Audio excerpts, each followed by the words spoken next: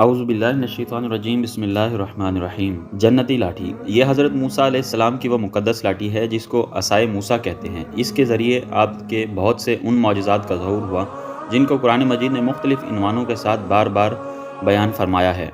اس مقدس لاٹھی کی تاریخ بہت قدیم ہے، جو اپنے دامن میں سینکڑوں ان تاریخی واقعات کو سمیٹے ہوئے ہے جن میں عبرتوں اور نصیحت، ہزاروں نشانیات ستاروں کی طرح جگمگا رہی ہیں، جن سے اہل نظر کو بصیرت کی روشنی، ہدایت کا نور ملتا ہے۔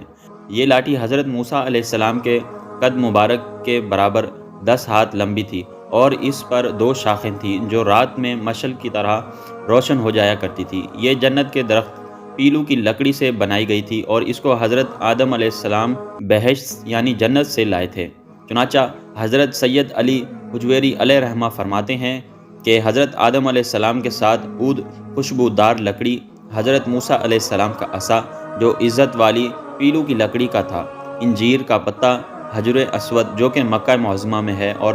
نبی معظم حضرت سلمان علیہ السلام کی انگوٹھی، یہ 5 چیزیں جنت سے اتاری گئی تھی۔ حضرت آدم علیہ السلام کے بعد یہ مقدس عصا حضرات انبیاء علیہ الصلاۃ والتسلیم کو یکے بعد دیگرے بطور میراث ملتا رہا ہے، یہاں تک کہ حضرت شعیب علیہ السلام کو ملا جو قوم مدین کے نبی تھے۔ جب حضرت موسیٰ علیہ السلام مصر سے ہجرت فرما کر مدین تشریف لے گئے اور حضرت شعیب علیہ السلام نے اپنی صاحبزادی حضرت بی بی صفورہ رضی اللہ تعالی عنہا سے آپ کا نکاح فرمایا، اور آپ 10 برس تک حضرت شعیب علیہ السلام کی خدمت میں رہ کر آپ کی بکریاں چراتے رہے۔ اس وقت حضرت شعیب علیہ السلام نے حکم خداوندی عز و جل کے مطابق آپ کو یہ مقدس عصا عطا فرمایا۔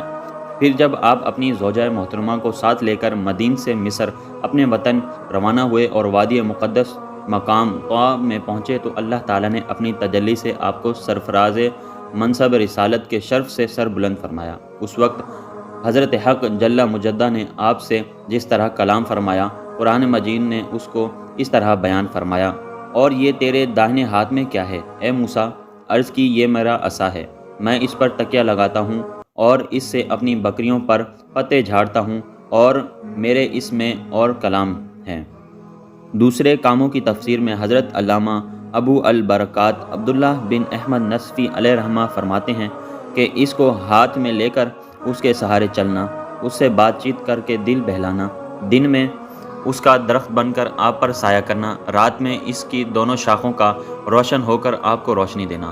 اس سے دشمنوں، درندوں اور سانپوں بچھوؤں کو مار کر کنویں سے پانی بھرنے کے وقت اس کا رسی بن جانا، اور اس کی دونوں شاخوں کا ڈول بن جانا، بوقت ضرورت اس کا درخت بن کر حسب خواہش پھل دینا، اس کو زمین میں گاڑ دینے سے پانی نکل پڑنا وغیرہ۔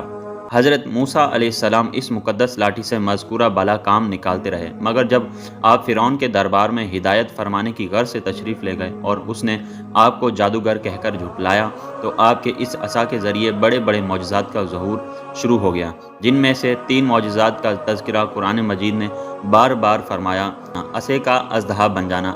اس کا واقعہ یہ ہے کہ فرعون نے ایک میلہ لگوایا اور اپنی پوری سلطنت کے جادوگروں کو جمع کر کے حضرت موسیٰ علیہ السلام کو شکست دینے کے لیے مقابلے پر لگا دیا، اور اس میلے کی اژدہا میں جہاں لوگوں نے انسانوں کا مجمع تھا، ایک طرف جادوگروں کا ہجوم اپنی جادوگری کا سامان لے کر جمع ہو گیا، اور ان جادوگروں کی فوج کے مقابلے میں حضرت موسیٰ علیہ السلام تنہا ڈٹ گئے۔ جادوگروں نے فرعون کی عزت کی قسم کھا کر اپنے جادو کی لاٹھیوں اور رسیوں کو پھینکا، تو ایک دم وہ